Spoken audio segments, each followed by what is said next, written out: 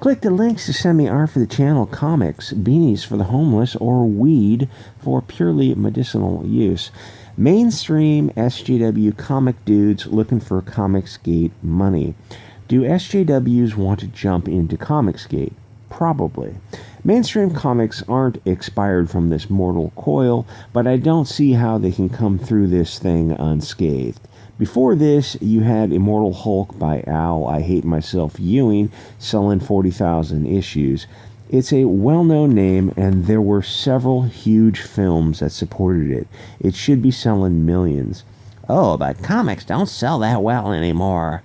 Exactly, because SJWs killed them. You have an audience of 1/3 of a billion in the United States alone. And until this China love gift, the economy was on fire.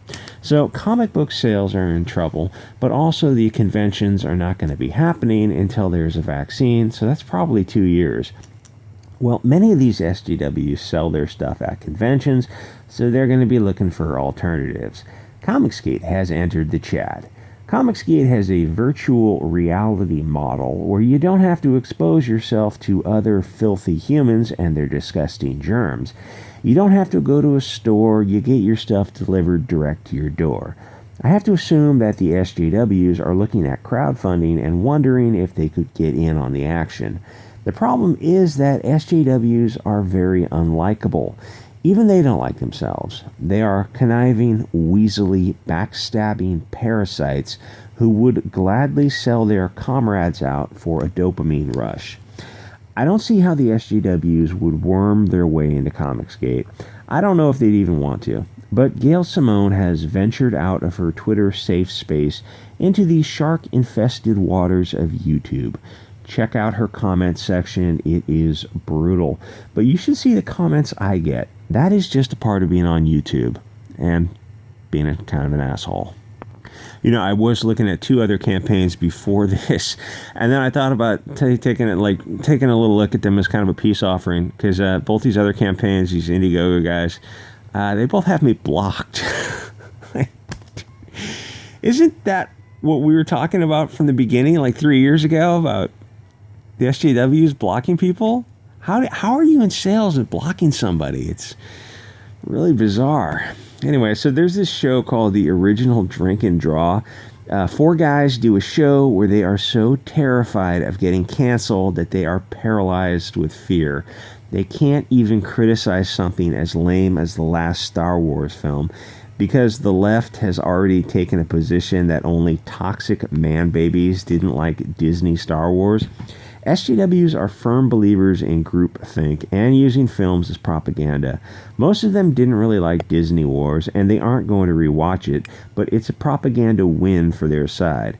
So if Drink and Draw or Gail Simone are the level of entertainment, then I think they're in deep trouble. Even the worst Comicsgate guys are better than SJWs. Even Nasser. SJWs are afraid to make any joke other than Orange Man bad. Can Trump be a jackass? Of course. But so was Obama. Hey, you guys remember Bush too? He looked like a monkey. Remember Obama? He also looked like a monkey. Needle scratch on record. Either it's all okay or none of it is. So I don't think SJWs are going to adopt the Comicsgate YouTube crowdfunding method. YouTube is different from Facebook and Twitter. YouTube is a brutal reality check. Either people watch your videos or they don't.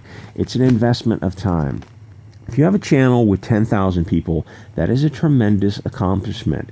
It turns it's the equivalent viewer time investment on like of 1 million Twitter followers.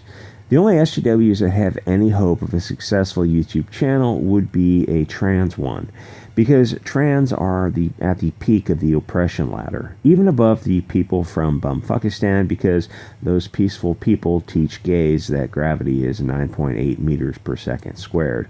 So only a Mags Visaggio could make the transition to YouTube, because they can be spicy without being able to be criticized. But most of the SJWs in mainstream comics don't have any oppression social credits. It's only why I thank Allah every day that I am a trans, gay, Jewish woman of color. Don't be a hater, I was born this way. Just listen and believe. Anyway, we have OG Comicsgate, X Comicsgate, Alt Comicsgate, EVS, SJWs, War Campaign, and a lot of people who don't really fit into a category. In a time like this, when the S has hit the fan and there is no TP, maybe we could come together and celebrate the similarities, not the differences, as they say in the 12 steps. Some ideas. I Love Comics, Mike, JDA, Dirty Doug, Tristan, they could do some streams together. There are a bunch of these small channels who may as well start sticking together. What do you have to lose? YouTube works on energy and vibe. The more people on a live stream will work to attract people. And everyone has strengths and weaknesses, which is why people work best when teamed up. Even Cecil, who I think is an amazing talent, is better when he can bounce off straighter guys like, straight men in the comedy term, like Zach, John Malin. Even Nasser is sometimes good to bounce off of for a character like Cecil. Another thing I have noticed is it seems that Comicsgate has stopped growing since the Mike EVS fight. Cracks started to appear when EVS fought with Nurkish, and then EVS started fighting with Nasser, Sashi, Tim Lim, Mark Pellegrini, Tristan, Douglas Ernst, Doug Temaple, War Campaign, the Comic Book Hut, Edwin Boyette, Angleteen, and probably a few others. But it seemed like the Mike Miller split broke the camel's back. Let me prove it. EVS is a tremendously talented, funny guy with a rapier-quick wit. He should have 500,000 subs by now. But he does have one Achilles heel, his incessant need to control and stick his Bob Hope-sized proboscis into everyone's business. I suspect that if you privately asked EVS's friends, they would agree. Let Nurkish have his Discord. Let Mike and Doug have Christianity. Just observe and move on. Be like Zach. Keep asking yourself, what would Zach do? Would Zach give a rat's ass about pride is a sin? Zach doesn't care. I don't care. Nobody cares. Nobody cares but you. It is a non-issue until you made it one. Tim Lim wants to make a Trump parody with some bunny rabbits. Big effing deal. When you made fun of Bill Clinton in Cyberfrog, nobody cared. None of the things you spurg out about are worth spurging out about. The Wu Flu Kung Fu has put everything in perspective, and I thought this was petty BS right from the start, but it's even more petty in the light of what is going on. We're going to lose 100 million people, maybe? In my humble opinion, I think most people would like to see everybody put the childish fighting behind them. All of this is pure first world problems. Even in Cecil's chat the other night, I think EVS started to go off on a tangent on Mike and Edwin and all this. And I didn't say a word. Other people in the chat told him to cool it. Just part of the audience said, enough already. We get it. You made your point. Stop. So Wonder Woman 1984 has been delayed, and you guys are acting like rooster-sucking disabled cigarettes.